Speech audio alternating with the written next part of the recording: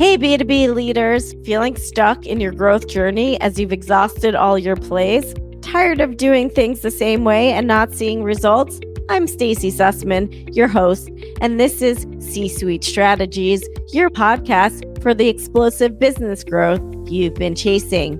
We'll bring you conversations with industry visionaries who've truly mastered the art of scaling businesses. This isn't just theory, it's what we live and breathe every single day. Get ready for game-changing insights that'll transform your approach to business growth.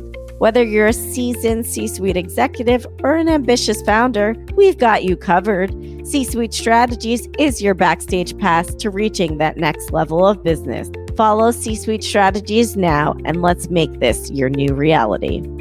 Hey, Pod Squad. We are so excited to be back of our newest episode of C-Suite Strategies. We have an awesome guest, which we always do, but this one's a really fun one. And I merely say that every episode. This is C-Suite Strategies. We're going to dive into real-world strategies that help executives and founders scale smarter because there's a better way to do business. Today, we have our professional friend, an amazing person, Jen Goldman. She is with the My Virtual COO team, and I am going to let Jen introduce herself. But before I do that, today's episode title is Fix the Friction, Unlocking Productivity and Profitability in the C-Suite. And Jen and I nerd out in the background all the time. So excited to have her here. Jen, take it away. Thank you, Stacie. I'm so excited to be here too. And you know I love your energy. So yeah, I'm so excited to be here. I'm so excited to share some techniques and things to really reduce the friction. And I think we need this more than ever. So thanks for having me. Yes. In a year of 2025 where everything is probably going to change in life, I feel like we need a smarter and better way to do business. So talk to me about your company. Give us a little bit of a background on yourself, and we'll kind of go from there. Yeah, absolutely. So the company, My Virtual COO, has been in business for a little over 20 years. Before that, I was doing this work, but I was a part of larger businesses. And going way back, I am a Buffalo Bills fan. I'm from Buffalo, New York. And to be fair, I probably started doing this when I was 14 in my first job at a local pharmacy and just kind of really pulled it together in my late 20s. And I have a team who is just great at doing this and excited about doing it because it certainly takes a lot of energy. We all know that. So what is it exactly that you kind of do with the company, and how are you helping businesses? Because I think what we do is complementary and why we enjoy talking to each other so much over the years.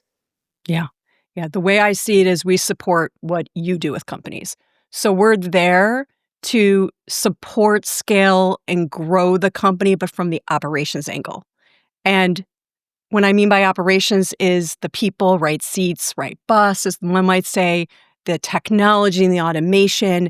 How do you communicate internally? How do you work through org design and scaling? Like, what does the team look like if you're 2Xing or 10Xing? All those different pieces of operating the business, that's our cup of tea. And we leave it to you on the whole front line, the revenue and the sales and the growth. That's your camp. Our camp is to support that. And there's two things, the way I look at it. There's the growth and there's the scaling. So for me, the scaling is you're already growing and your foundation's cracking versus the growth is I want to grow, and to grow, I need to improve. So I know that sounds, maybe it's the same in its semantics, but it does allude to pace. We're working a lot with businesses that want to grow. So the foundation might be cracking, but they also want to grow. And so I'll be honest, let me sum it up. We draw pictures. I love a good picture. What tech tools are you using for those pictures? Talk to me about those pictures. Yeah, it's about those pictures. Yeah, because we're stick figure people. So pictures. So it may be Excel, it's so boring, or it might be as cool as Canva. We love using Lucid. And it's funny when you think about the company name, but it's a whiteboarding technology. There's lots of those out there. we're from flow charting to org design. I mean, sometimes it's constellation design. I know this sounds like all jargon, but like sometimes it's a chart and sometimes it's bubbles all over. Sometimes it's, think of sticky notes all over a wall, right? Sometimes it's that.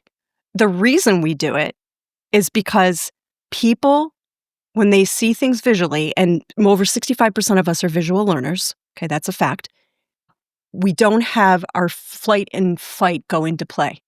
It's actually backed by neuroscience, and we didn't know this until the last couple of years when people really write about it. Stanford Design Thinking definitely knew about it, but it is out mainstream that when you see pictures, you don't react with fear, you react with your prefrontal cortex, which is your rational brain.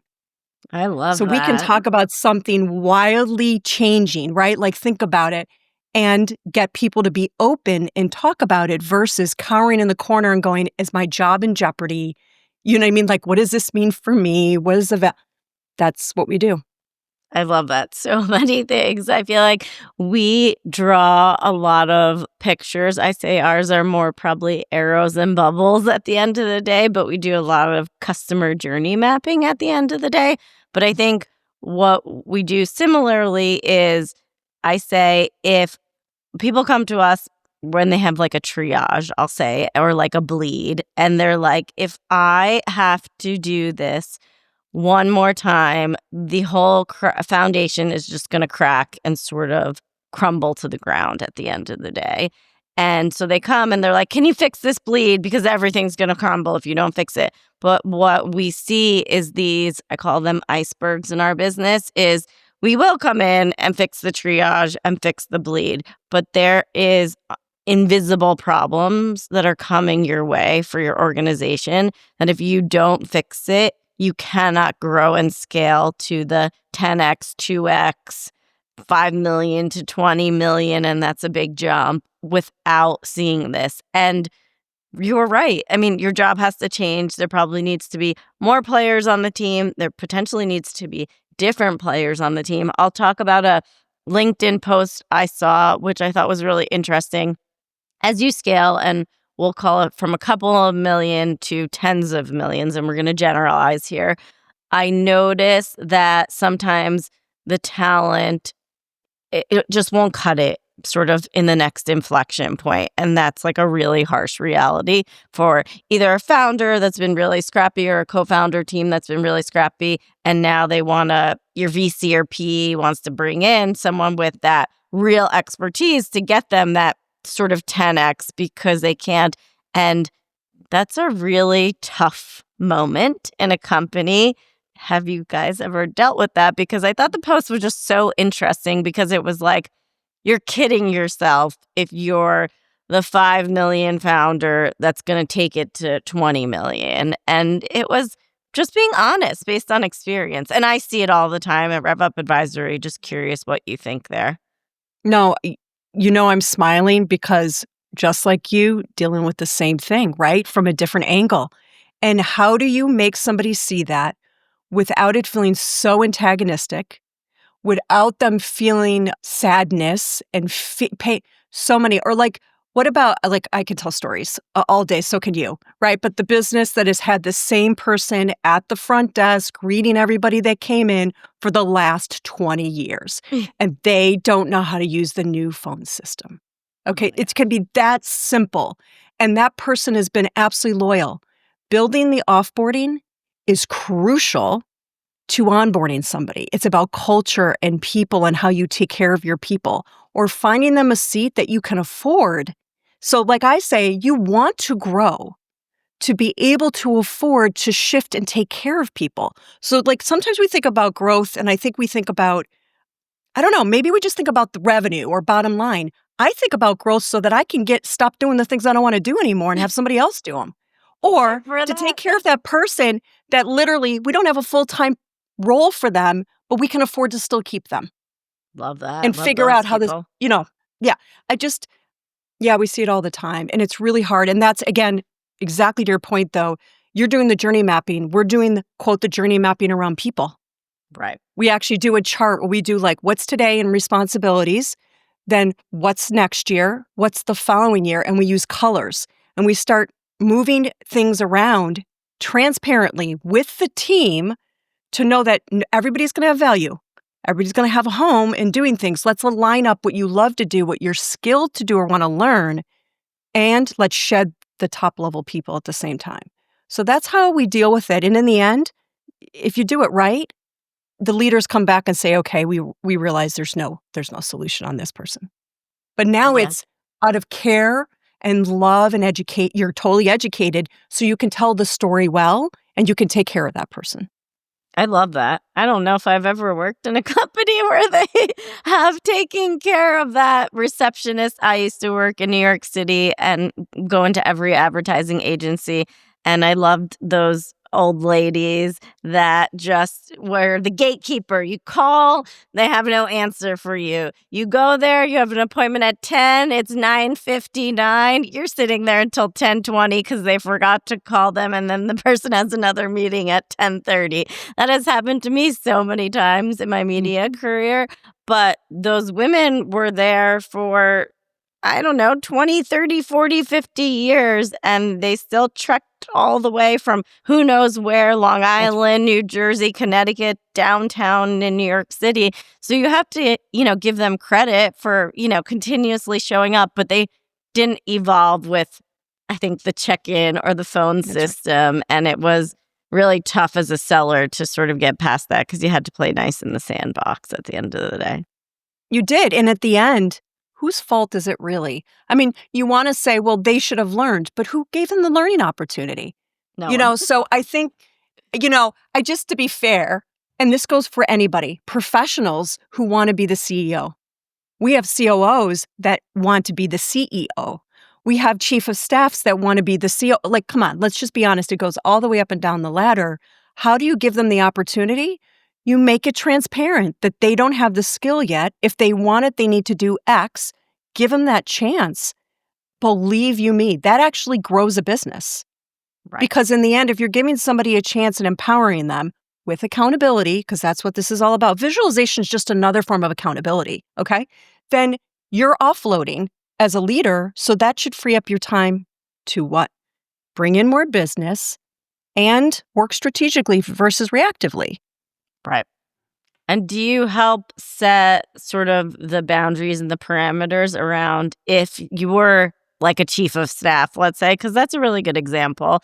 If you were a chief of staff and eventually you did want to get to the C-suite, because I actually think chief of staff, I've been thinking about this week, it's a very valuable skill set. You wear a lot of hats, and so you see a lot of different facets of the organization and very privy to a lot of information within the organization that a lot of people aren't.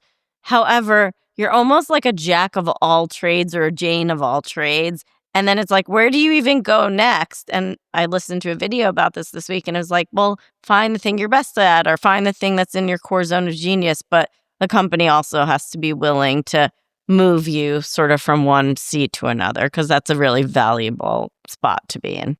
Right. Or how do you, in that spot, say, I want more, I want to learn more, but you don't even know the responsibilities of your peers. Like this idea of job descriptions literally not being shared, or like, I don't know.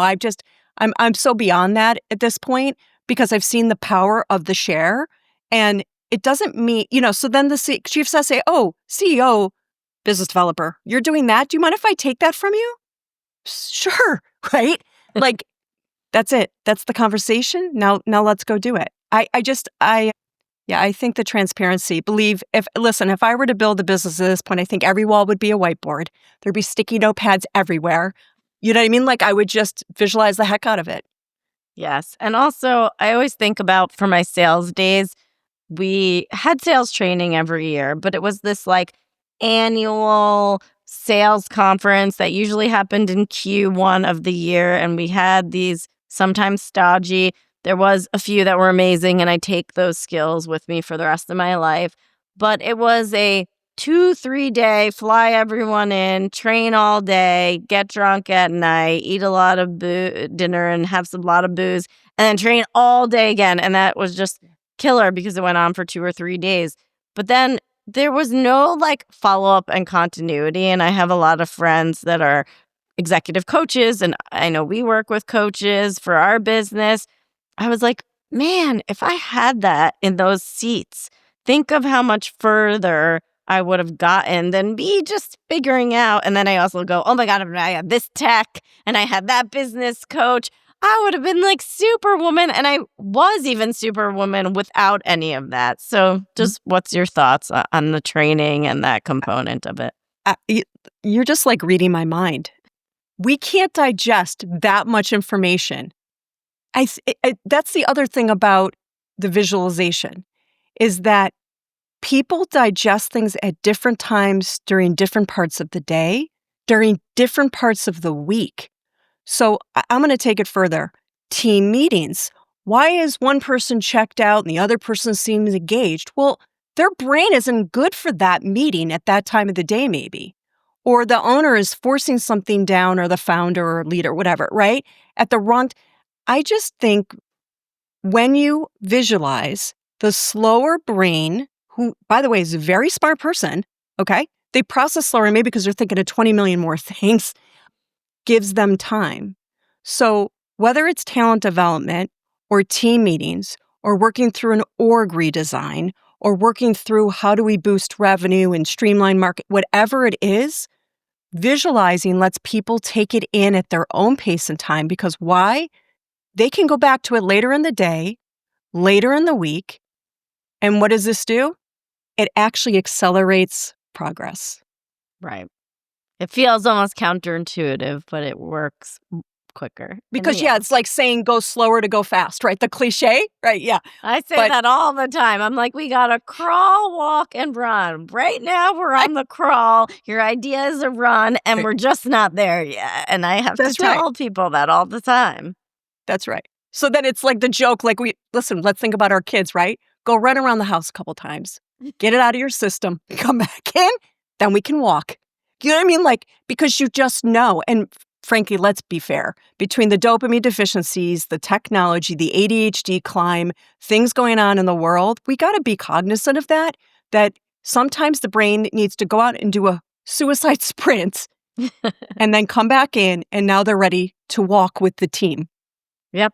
I was talking to a potential partner earlier this week, and she told me she has an alarm that she does 7-minute HIIT workouts in between her day because she's like, I don't get up and move enough. So she's like, I have an alarm and I do a 7-minute HIIT workout, and then I come back and do my work. And I was like, I think you probably need to walk away from the computer. That means, but I just like very creative. I have an empty floor space here. I was like, that's really interesting.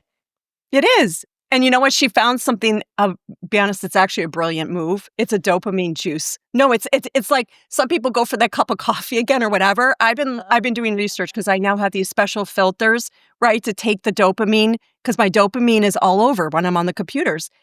But the HIIT is brilliant. That's actually really smart. Yeah. You have to find something that gives you that. Day. Yeah, that's what she right. said. And I was like, that is just so interesting. And I only... Yeah, some California, a firm used to do yoga. And I was like, oh, that I would lose it. But I'm an East Coaster. Like, don't ask me to slow down, right? But find your vibe. So let's go to sort of maybe some time blocking and one of your strategies, because I think really that's probably what we're talking about here. I'll just give my example. I do my best work in the beginning part of the day. I am really great in the morning. My kids are out of the house. My family's out of the house at 7:30 in the morning. I actually started a morning meditation practice. The kids go, the house is clean. I start meditating. Shout out to Joe Dispenza. I listen to his meditations. And I have kind of this 20, 30-ish minute ritual of like what I do in the morning. And now that I've been practicing it for a couple months now, when I don't do it, I miss it. And then I come upstairs to my office with my cup of coffee and my best, if I have to write a creative proposal and customize it, and I'm shout out to Gamma, they've helped me so much. I'll just do it then, and I can just jam, and I listen to Brain FM, and I just jam out. I'll send you the links. We can include it in the show notes. And I've sort of found this groove in the morning, and that's when I do my like hardest work or most strategic work during the day. And then as the days go on, And then I have to time block for lunch, I'll say. And then towards the end of the day, I can have more casual meetings because that's when my probably energy gets a little bit lower. That's me. What do you think about that? And then what do you do for yourself, or what do you tell your clients to do too? First, the fact that you are aware enough to put that into practice is seriously, I think most people don't. I do know people that have gotten wiser over the years. They find that the mornings are usually probably their best time. I love it. I'll match you. So I am not a big believer in being on electronics all day and night anymore because I know that's not good for the brain. But I did adopt Fabulous, which is an app out of Duke and Stanford. I'm a little bit of a junkie on those two universities. And it actually has forced me to do a little meditation, a little self-love.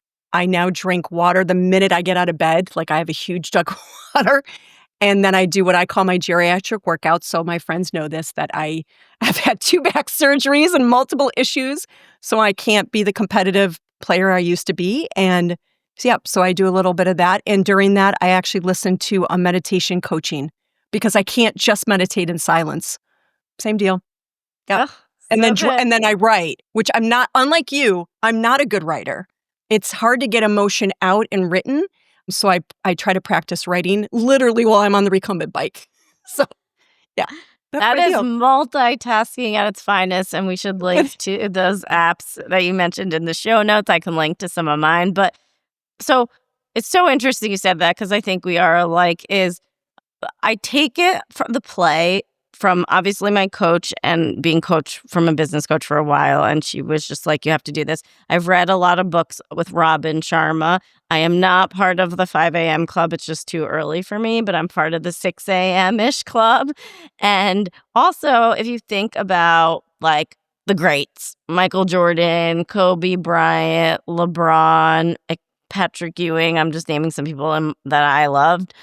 They had a village around them to work at their peak performance. And I think C-suite founders, business owners, and executives, the best ones actually adopt that mentality. But I don't know how much people actually talk about this, that I don't have to be Kobe Bryant to have a morning meditation and a practice. And yes, I'm not hiring Tracy Anderson as my trainer, but I can listen to her app and do it if I wanted to. And so I think there's something to that helps you unlock almost a higher level of growth personally, which then actually unlocks a higher level of growth and clarity for your company, which helps you grow and scale. And that's the whole point. But it's just so interesting that once kind of this clicked in my head, probably I spent a lot of time about this in 2024. I'm like, wow, this changes so much. This is a game changer. It is. And it's the end, go slow to go fast, right? Like I'll just speak for myself, right? I thought, okay, meditation, that's 5 minutes I could be using to do X, Y, and Z. Well, guess what? Hypocrite. Here I am telling businesses to scale, to grow, be strategic. Getting up in the morning and jumping into the 1, 2, and 3 is not strategic. It's reactive. And maybe 1 and 3 should not be what you should be focused on. And so I'll tell another trick that we do. When we write out a task, this is going to blow people away. They're going to think it's too much work, but let me tell you, this saves a ton of money and time. When you write out a task, if you can't mentally or physically write out the benefit of the task, it's not a task yet. It's a parking lot idea. We happen to call it the simmer pod, but everyone wants to call it the parking lot because I think that's Wickman or somebody's thought. It's fine. It's great. If you can't write or mentally the benefit, it's not a task yet. So we separate our task system from our strategy and parking lot system.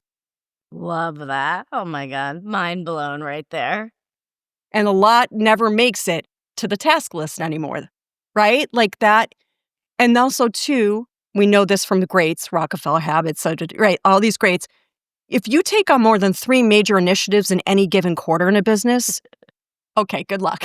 I mean, listen, we all do it. I'm privy. I've taken on more than that, but be very clear. You know the impact of taking on more than 3. Your team is confused. You're probably confused on what you should be doing in a given day, much less a week. And now you feel back out of control, which causes fear, which slows down strategy, blah, blah, blah. We can keep going. Yeah. So separate. And I know that sounds crazy from an operational efficiency expert to actually have separate places or systems. But I can assure you the ROI on this is a big deal. Yes. And I think of the parking lot as I just think in my CRM, and we have this conversation about Salesforce with our clients all the time. Should we use leads? Should we use contacts? Why do you only use contacts? Why should you use leads and contacts? And it makes me laugh because I say leads are almost like your parking lot until they're qualified and they become contacts and accounts and opportunities. And then I always say your sales stages should not be parking lots of everything's just going to sit on stage 3 because that's just where it gets stuck. Well, it's like, why is it getting stuck? What are the metrics behind it? What can we change? What are the actions around it? And so you made me think, I use that parking lot analogy a bunch because I'm like, we need to take action. But I think what you're saying too, and I'll kind of between the lines is like, what is the focus and what is the vision for the company and how do all the actions and the strategy align to the vision of the company to create. We're a growth consultancy at Wrap-Up Advisory, but we're really creating business transformation at the end of the day. And it's a really hard, tangible to grasp because there's a million components and philosophies on what that looks like. But it's so true. What is, right? We can talk Greg McGowan, essentialism, right? Think of the visual with the squigglies and then the circle with the one line. Like we all, as business leaders, when they reach out and say, please plug this bleed, it's a cry for help. Okay? It just is. And so plugging the bleed is also saying no. It's also showing boundaries. Now, I'm a terrible example of having boundaries. I'm working on it now in my second half of my life. And thanks, I got to give kudos to Mel Robbins for helping with that coaching. And the fact is that it's okay to say no. I think the reason we don't say no, we don't parking lot, is fear. And I think some of the fear, to be fair, is a little bit of the FOMO. It's the social media. It's the dopamine hits. It's all that stuff. We have to set that aside. So I'm so glad you talk about like using the system because, by the way, Salesforce is a visual system. Anything that's not in your head is visual, right? Right. Yeah, no, that's great. Let me ask you this. Do you use parking lot and the lead part for business strategy ideas too? Or just for true leads? Yeah. Yes. So we have a framework for what I'll call marketing experiments. And it's Excel spreadsheet where we let clients sort of dump all their ideas of what they're thinking they want to do for marketing, which to me ladders into like a modern day go-to-market strategy. And so we'll have them put the ideas down and they have to tie it back to goals and what the company's thinking of doing. And then we use a waterfall methodology, which is like engineering sprinting. That's like, okay, you have 50 ideas on your parking lot of marketing experience. Clearly, let's not do all 50 or let's not do all 50 at once. How do we prioritize them based on the goal for the quarter, the month? I know we're all looking at annual goals, and I'm sure you've been doing it for your business. Like, where do we want to go for 2025? And that's a big thing. But I find breaking it down into smaller increments and sprints actually gives us enough time. Let's say 90 days is a good one if you're doing SEO or something like that. And it's like, okay, is this working in day 15? Probably not because we haven't given enough time. But by day 65, we have a better inclination of where this is going. So I like to do a lot of marketing experiments, but we can't do all of them. And I find business leaders and C-suites, they're the idea people, right? They've got to where they're going because they've been this big, grand visionary. And we need that in business. but you also need someone to kind of smack you on the side of the head and say, hey, we can't do all these things. You're not focused. Let's laser you into what you said, like 1 to 3 things, and we'll start there. And these 1 to 3 things can have 80 tasks sort of under that. But let's focus on what we call these icebergs. And then I'll just have to say, did you read the Mel Robinson Let Them book? And I just finished it, and I just loved it. I got 4 copies, 3 for girlfriends and 1 for me. And it's not on my shelf because I don't put it on a shelf until I read it. So I am halfway through. It is listen, the let them is the boundaries, I would imagine. I mean, I haven't finished the book, but to quote it in a snapshot. But this whole concept, again, of just parking the fear. Yep. I think that's what we're doing. I think that what you're talking about in that Excel sheet, that's so brilliant, is just parking it. I think when you remove it, that creates more fear. That's what I love about the idea of just moving it to the parking lot. It didn't go away. I tell people, okay, we're going to graveyard this once we've gotten educated around it and realize it is never needs to resurface, but we do it in a way that we don't delete it. We archive it, we hide it, because I don't know about you, but I bring up another idea 5 years later that's probably the same idea, and I need to remember, I already went through this. I can't spend time on this, and this is why. So I pull back the archive to look.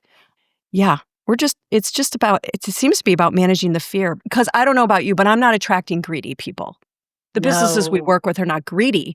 They want to care for themselves, their employees, their families, their communities. Maybe it's a charitable purpose, an impact. I work with some nonprofits too. Whatever it is, it's out of a good reason. Yes. We just had a pitch call last week with a potential new client who I would love to work with, because I said, what's the 10-year vision for the company? And they have a software platform.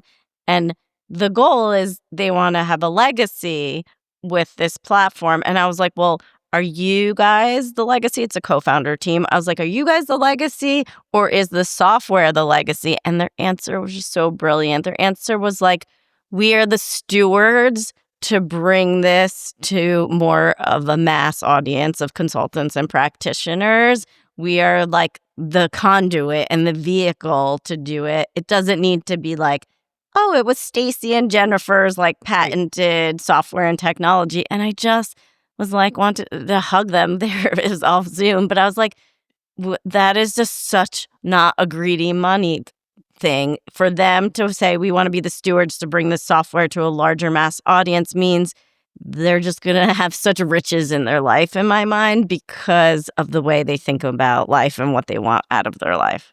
That's right. They know their purpose. They know their purpose. They know their role. They don't feel FOMO. They don't feel like you're right. That is more rare than not, right? When you ask people, even a 5-year. And there's nothing wrong with putting something up, by the way, for anybody who now feels bad about the fact that they don't have their 10-year listening to this, or 5. There's nothing wrong with just a sticky note, throwing things against the wall. Yep.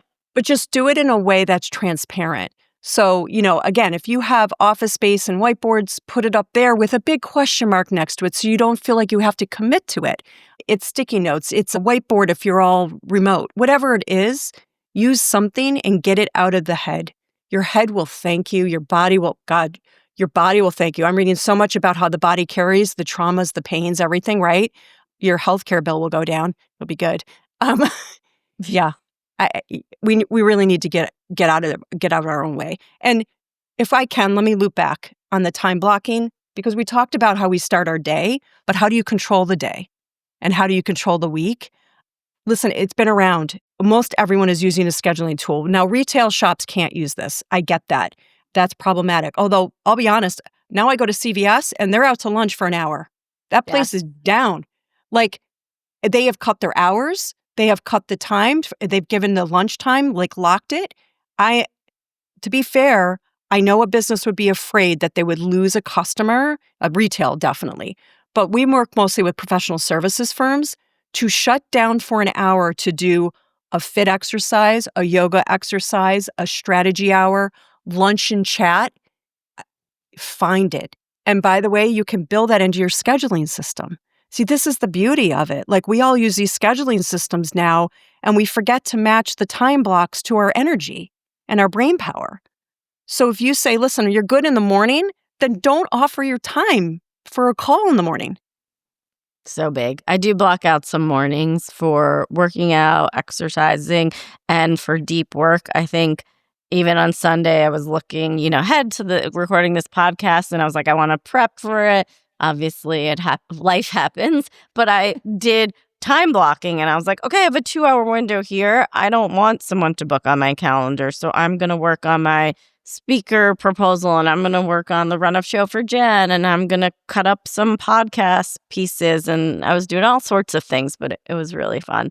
And I will say, going back to this, 2 things about the fear is, one, I think when you actually physically write it down, so these parking lot ideas, I think it takes away some of that brain space to ruminate and marinate and get nervous or excited about that idea. And then another thing our coach has us do, which I think is brilliant and can happy to talk about it, is we write a fear manifesto to ourselves where we physically write down. It could just be for like 5, 10, 20 minutes of like all the things that we're afraid of, and then kind of talk through some of them and say, are we really afraid of that? Or is like that something that's workable and we can fix within our business? And I think people may think this is fluffy or woo-woo-y, but this is how you up-level to like the next level of growth and scaling.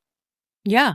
And there's whether we want to listen to Mel Robbins, to all these greats, writing is therapy. We have forgotten that. I am now old enough to say that when I was in 6th grade, the English teacher would make us take out the stupid piece of paper and for 10 minutes write. Whatever came to mind, we wrote. Now, when I read it now, I want to cry and laugh all at the same time. But writing is therapy. You are in a business, it's hard. You are in a life, it's hard. Stop making it harder and get it down. And God love you, share it. I don't know what your coach does, but share it with your team. Vulnerability, let's use a little Brene Brown in this. You know what? Really important, because those people on your team respect the person that is honest and open. Yes. And guess what? You will get more out of them. You want to talk about capacity and productivity? Energize and empower your team. Yes. Awesome. And on that note, I'm going to wrap this episode. This conversation was amazing. I hope you listeners have stayed to the end. We have a lot of links we'll share in the show notes, but this is just fascinating stuff. And I think I'll say the days of scaling at any costs are over. The days of slowly and methodically building the foundation to scale and grow, we're in that wave, which thankfully I'm excited for based on what we do as a business at Rev Up Advisory. I'm sure what you do. So Jen, how can we find you? Where can we locate you? How can we talk to you? Great. myvirtualcoo.com. We hang out there. To talk, my email, jenniferg@myvirtualcoo.com. No question is a bad one, so go for it. Thank you so much for having you on the pod today. It's amazing to talk to you. Every time I talk to you, I have so many ideas percolating in my head, which I will park in the notebook that is sitting next to me with my pen and paper. Thank you, Jen. Oh, thank you too. This has been amazing. Thank you for the Pod Squad, for listening on C-Suite Strategies. Your next big breakthrough may just be an episode away. See you soon. As we wrap up this episode of C-Suite Strategies, I want to express my sincere gratitude to you, our listeners, for tuning in and engaging with our podcast. Your commitment to business growth and operational excellence is what drives this podcast forward. A special thank you to our guests today for sharing their valuable business insights and experience. Your wisdom is a gift to our audience, and we're honored to have had you on our show today. If you enjoyed this episode, we'd be thrilled if you follow and subscribe to the podcast. Your help supports us to reach more ambitious business leaders just like you. And if you didn't enjoy it, well, I guess I'll see you never. This is your host, Stacie Sussman, Chief Revenue Officer at RevUp Advisory, signing off.